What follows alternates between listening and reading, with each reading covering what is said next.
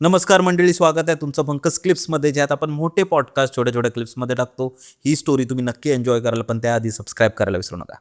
माझ्या मित्राचा चुलत भाऊ गावावरून येत होता आणि त्याचं ॲक्सिडेंट झालं ऑन द वे.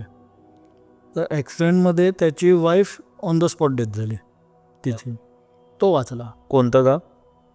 आपला कोकणातच. आणि तिची डेथ झाली.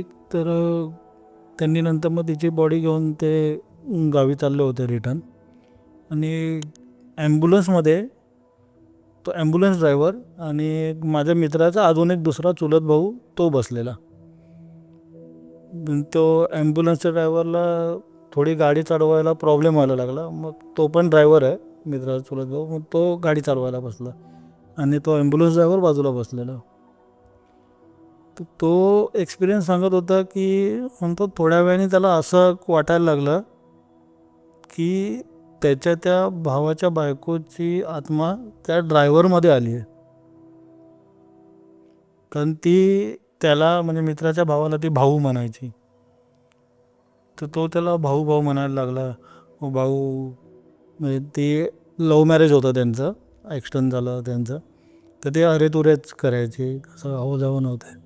त्याच्या भाऊ त्याला समजावा, कशी गाडी चालवतो, बघा काय झालं, त्याला काय नाही झालं. पण उगाच मग जेव्हा त्याच्या तोंडातून हे निघालं की त्याला काय नाही झालं पण आता माझं बघा काय झालं आहे, तेव्हा त्याच्या लक्षात आलं की ती बोलते ह्याच्या तोंडून. पण त्याच्याकडे ऑप्शन नव्हता, कारण त्यांच्यासोबतच्या ज्या 2 गाड्या होत्या त्या ऑलरेडी पुढे निघून गेल्या होत्या आणि ह्यांची ॲम्ब्युलन्स पाठीमागे होती. शेवटी त्याच्यामध्ये तो पण थोड्या अर्ध्यापर्यंत गेला. मग पुढे ते चहा प्यायला थांबले होते, तिथे हा थांबला आणि त्याने सांगितलं त्यांना की माझ्यासोबत ना असं असं होतं आहे, मला भीती वाटते. तो ड्रायव्हर असं असं बोलतो आहे माझ्यासोबत, मला असं वाटतं की ती बोलते त्याच्या अंगातून. आणि काय नाही म्हणाले, चला आम्ही पण बसतो सोबत, मी येतो तुझ्या जोडीला, आपण जाऊया. मग त्यांच्यातला अजून एक जण ॲम्ब्युलन्समध्ये बसला आणि तिथून गाडी एक 4-5 किलोमीटर गेली असेल आणि गाडीचे 2 टायर ब्लास्ट झाले ॲम्ब्युलन्सचे. ब्लास्ट? हां, दोन्ही टायर ब्लास्ट झाले. ओपो. हां. मग आता ब्लास्ट झाल्यावरती करायचं काय, मग त्यांनी ती बॉडी त्यांच्या त्या कारमध्ये टाकून नेली गावापर्यंत. ॲम्ब्युलन्स तिथेच सोडली. बापरे. हा माझ्या मित्राच्या भावासोबत झालेला प्रकार. आणि त्या बाईचा मृत्यू पण ॲक्सिडेंटने झाला होता. ॲक्सिडेंटमध्ये झाला होता.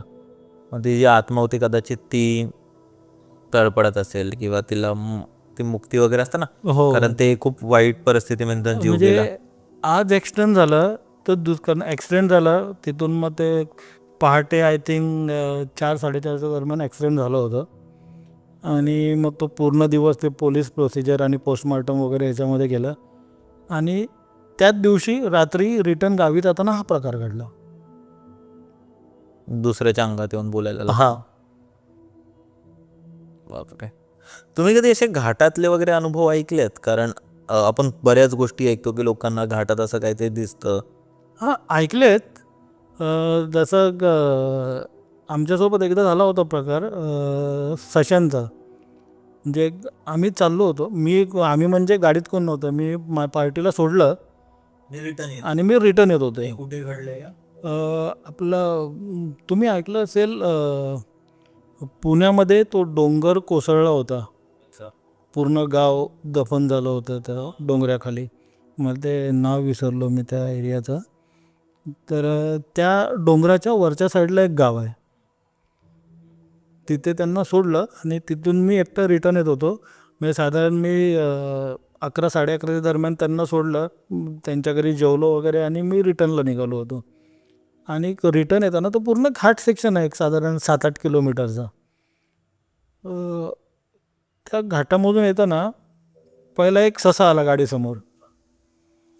हां. आणि मी चालतोय, तो आता नॉर्मली सशांचा प्रॉब्लेम असा आहे की आम्हाला त्या रोडला माहिती पडलं की गाडीचा उजेड जसा पडेल ना रोडवर, तो त्या लाईटीच्या पुढेच धावत राहतो.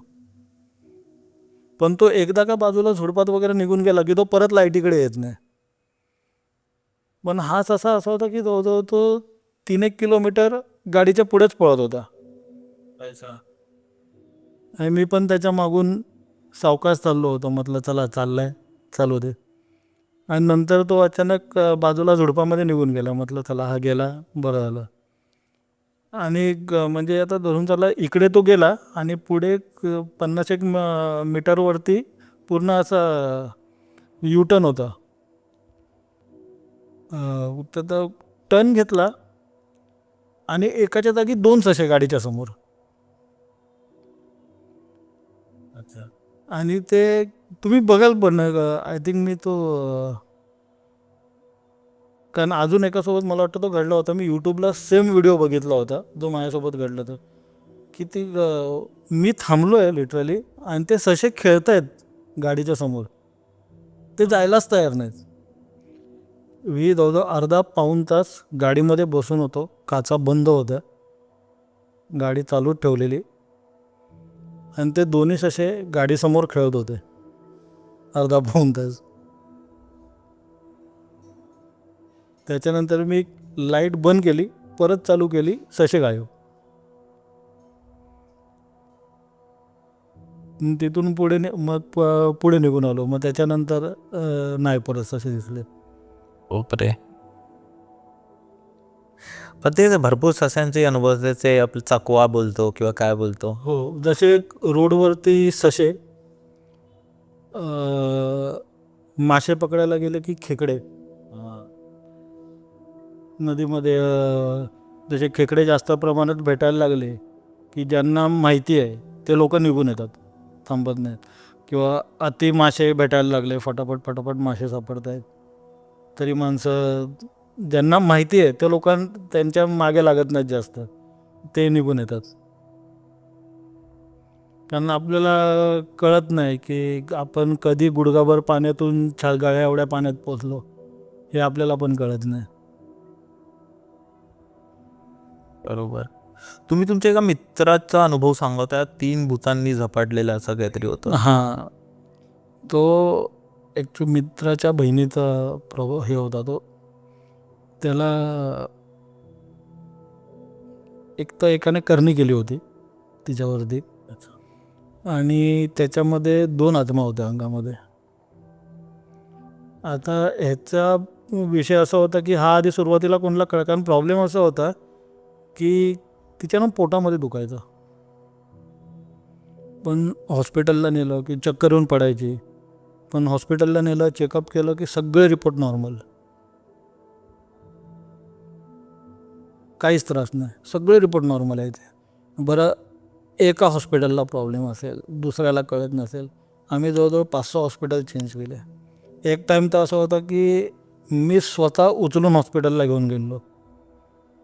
उचलून त्यांना. हां, बेशुद्ध पडलेली मी स्वतः उचलून. म्हणजे वारंवार ते आजार पण होतच. आजार पण म्हणजे तो तिच्या ते अंगात गेल्यानंतर आहे ना, तो तिला त्रास चालू झालेला. अच्छा. पोटामध्ये दुखायचं, चक्कर येऊन बेशुद्ध पडायची. एकदा तर मी स्वतः उचलून हॉस्पिटलला घेऊन गेलो, ती बेशुद्ध पडली होती. मी रिपोर्ट काढले डॉक्टरने. डॉक्टर म्हणतात नाही सगळं नॉर्मल आहे, काहीच त्रास नाही. मी डॉक्टर सांगतो, डॉक्टर मी तिला उचलून आणलं हॉस्पिटलला तेव्हा ती बेशुद्ध होती मुलगी, काहीतरी प्रॉब्लेम असल्याशिवाय ती का बेशुद्ध पडेल. त्याच्यावर आमचा डॉक्टरशी कोणता वाद झाला माझा. मग नाही म्हटलं नाही, हे डॉक्टर बरोबर नाही, आम्ही हॉस्पिटल चेंज केले. मग नंतर काही दिवसाने असं थोडंसं जाणवायला लागलं की नाही, काहीतरी हा वेगळाच प्रॉब्लेम आहे, हे आजार पण नाही आहे. मग आम्ही एका ठिकाणी आपला खोपोली पाली इमॅजिका रोडला पालीच्या पुढे एक आतमध्ये आहेत पंडित, त्यांच्याकडे नेलं होतं. तर तिच्या अंगामध्ये ज्या 2 म्हणजे आई आणि मुलगी, दोघांची आत्मा तिच्या अंगात होते, आई आणि मुलगी. त्यांच्याकडे नेलं, त्यांनी चेक केलं. त्यांनी तर आम्हाला क्लिअर सांगितलं की मी हिला फक्त शांत करू शकतो, मी हे काढू नाही शकत, आमच्या ताकदीच्या बाहेर आहे हा प्रकार. कारण ती जेव्हा ते तिच्या अंगातलं जागं व्हायचं ती एकच सांगायची, हे माझं झाड आहे आणि मी घेऊनच जाणार. शेवटी तिला आम्ही दुसऱ्या एका ठिकाणी नेलं मुंबईमध्ये, आणि मग तिकडे ते उतरवलं तिच्या अंगातलं. आता ती मुलगी क्लिअर आहे, आता तिला काय त्रास नाही. पण तिला पण ते तिच्या अंगातलं उतरवण्यासाठी जवळजवळ 3-3.5 तास लागले होते.